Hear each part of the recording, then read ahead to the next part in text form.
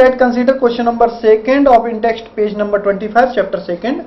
Why does an aqueous solution of acid conduct electricity? Question पूछ रहा है हमसे कि जो एक्वस सॉल्यूशन होता है किसका, एसिड का, वो कंडक्ट करता है इलेक्ट्रिसिटी को। क्यों कंडक्ट करता है? तो देखो पहले वर्ड यूज हो गया एक्वस सॉल्यूशन। एक्वस का मतलब ऐसा सॉल्यूशन जिसमें पानी का कंसंट्रेशन काफी अच्छा खासा है, यानी काफी पानी है उसके अंदर। तो हमें मालूम है जितने भी एसिड होते हैं जब उनकी हम वाटर या पानी के साथ रिएक्शन करते हैं, एक्वस बना देते हैं, तो वो H3O पॉजिटिव देते हैं और साथ में एक नेगेटिव आयन भी देते हैं। ठीक है, जैसे कि HCl हो गया, HCl वाटर के साथ रिएक्शन करेगा तो H3O पॉजिटिव बनाएगा और Cl नेगेटिव बनाएगा। तो ये पॉजिटिव और नेगेटिव आयंस जो होते हैं, these ions are responsible for conductivity of acid और बेस। कोई अगर बेस है, मान लो, जरूरी नहीं एसिड, क्वेश्चन में पूछ लिया why aqueous solution of base conduct electricity, base भी कंडक्ट करता है, क्यों करता है? तो उसका भी आंसर यही है कि बेस जो होते हैं, जैसे आपका बेस हो गया NaOH, तो NaOH टूटेगा, वाटर में जाएगा तो Na पॉजिटिव आयन हो जाता है और OH नेगेटिव। ये पॉजिटिव और नेगेटिव आयन, पॉजिटिव को क्या बोलते हैं? पॉजिटिव को बोलते हैं हम कैटाइन, पॉजिटिव को बोलते हैं हम कैटाइन, ये कैटाइंस, और नेगेटिव आयंस को बोलते हैं हम A9. These cations and anions are responsible for conductivity of electricity.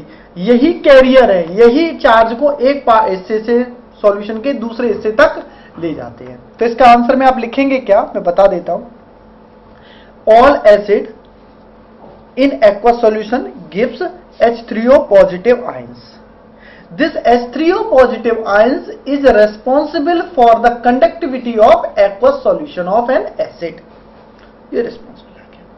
ठीक है, तो ये एसिड का मैंने बता दिया। अगर क्वेश्चन में आ जाए why does an aqueous solution of base conduct electricity, तो जो बेस होते हैं वो आपको OH नेगेटिव आयन देते हैं।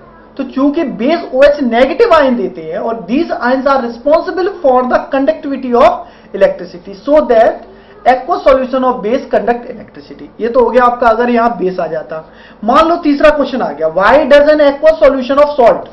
तीन तरीके से क्वेश्चन एग्जाम में पूछा जा सकता है। एसिड पूछ सकते हैं आपसे कि एसिड क्यों करते हैं, एक्वस सॉल्यूशन ऑफ एसिड क्यों कंडक्ट करता है, एक्वस सॉल्यूशन ऑफ बेस क्यों इलेक्ट्रिसिटी को कंडक्ट करता है, या एक्वस सॉल्यूशन ऑफ सॉल्ट क्यों करता है। देखिए, एसिड हो, बेस हो, सॉल्ट हो, तीनों का अगर सॉलिड फॉर्म होगा, वाटर नहीं है, तो इन तीनों में से कोई भी इलेक्ट्रिसिटी को कंडक्ट नहीं करेगा। लेकिन जैसे ही इनमें हम पानी डालते हैं तो एसिड होता है वो H3O पॉजिटिव दे देते हैं, बेस होते हैं वो OH नेगेटिव दे देते हैं। अब साल्ट क्या देता है ये भी समझ लेते हैं। जैसे एक साल्ट ले लेते हैं, खाने वाला नमक ले लेते हैं, तो खाने वाला नमक जो कि सॉल्ट होता है, ये वाटर के अंदर जाएगा तो Na पॉजिटिव बनाएगा और Cl नेगेटिव, ये दोनों अलग अलग हो जाते हैं वाटर के अंदर डिसॉल्व होकर। तो ये Na पॉजिटिव और Cl negative are responsible for the conductivity of salt, तो ये भी आयंस दे रहा है। तो एसिड हो, बेस हो या सॉल्ट हो, ये तीनों ही आयंस देते हैं। एसिड H3O पॉजिटिव आयन देगा, बेस जो होगा वो नेगेटिव आयन यानी OH नेगेटिव आयन देगा, और सॉल्ट भी दो आयंस देगा, पॉजिटिव नेगेटिव, जैसे Na positive Cl negative. These ions are responsible for the conductivity of the acid, base और सॉल्ट। यही रिस्पॉन्सिबल है एसिड, बेस और सॉल्ट की कंडक्टिविटी के लिए। तो अगर एग्जाम में इसकी जगह एसिड आ जाए, एसिड तो है ही, तो अब मैंने समझा दिया आपको क्या लिखना है। बेस आ जाए तो बेस कर दीजिएगा, अगर सॉल्ट आ जाए तो सीधा सॉल्ट में भी यही लिखेंगे कि in aqueous solution salt give negative and positive ion which is responsible for the conductivity of electricity, hence all aqueous solution of salt solution also conduct electricity। ये आप लिख देंगे। तो आई होप इस वीडियो के हेल्प से आपको ये क्वेश्चन अच्छी तरीके से समझ में आ गया होगा। अगर हमारे और क्वेश्चंस को आप देखना चाहते हैं तो विजिट कर सकते हैं www.ncerthelp.com।